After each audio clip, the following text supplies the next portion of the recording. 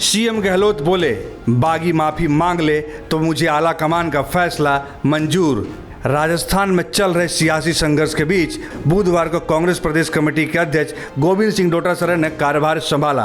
करीब 6.5 साल तक अध्यक्ष रहे सचिन पायलट को पद से हटाए जाने के बाद डोटासरा के कार्यभार संभालने के मौके पर मुख्यमंत्री अशोक गहलोत ने बागी विधायकों के प्रति नरमी का संकेत दिया। कार्यकर्ताओं को संबोधित करते हुए उन्होंने कहा, अगर बागी विधायक माफी मांगते हैं तो उन्हें पार्टी आलाकमान का फैसला मंजूर होगा। गहलोत ने कहा, मैं मुख्यमंत्री हूं और मैं मुख्यमंत्री ही रहूंगा। जिस तरह से केंद्र सरकार के सहयोग से धन बल के प्रयोग से राजस्थान में सरकार को अस्थिर करने की कोशिश की जा रही है वो जनता के सामने है। गहलोत ने कहा, ऐसे समय में जब जीवन को बचाने का सवाल होता है तो सरकार गिराने की साजिश रची जा रही है।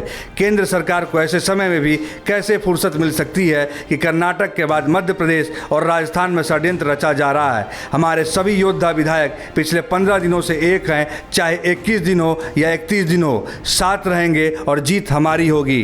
उन्होंने कहा, होटल में हम मजबूरी में रह रहे हैं। भाजपा हमारे विधायकों को लालच दे रही है, लेकिन सरकार पूरे 5 साल चलेगी।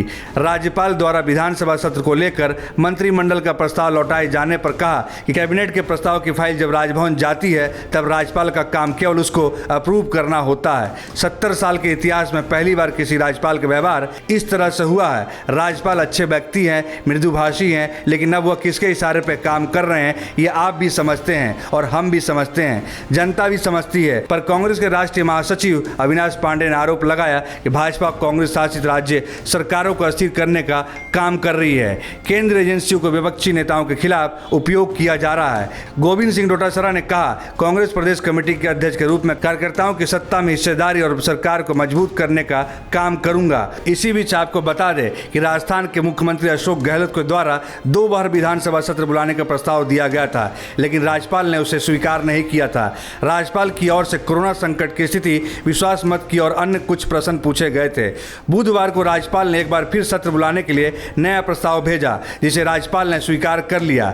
राज्यपाल द्वारा दिए गए आदेश के मुताबिक 14 अगस्त से राजस्थान विधानसभा का सत्र शुरू होगा। गौरतलब है कि कांग्रेस सरकार की कोशिश है कि सत्र बुलाकर जल्द से जल्द बहुमत को साबित कर दिया जाए। अगर सत्र बुलाकर व्हिप जारी किया जाता है तो बागी विधायकों को वहां आना अनिवार्य होगा, अन्यथा उनकी सदस्यता रद्द हो सकती है। राज्य के मुख्यमंत्री अशोक गहलोत समेत कांग्रेस के पार्टी दिग्गज नेताओं की ओर से कलराज मिश्र पर केंद्र सरकार के दबाव में काम करने का आरोप लगाया गया था। कपिल सिब्बल, पी चिदम्बरम समेत कई नेता और कई वकील नेताओं की ओर से कहा गया कि अगर राज्यपाल सत्र नहीं बुलाते तो राज्य में संवैधानिक संकट पैदा हो सकती थी। इंडिया न्यूज़ वायरल की रिपोर्ट।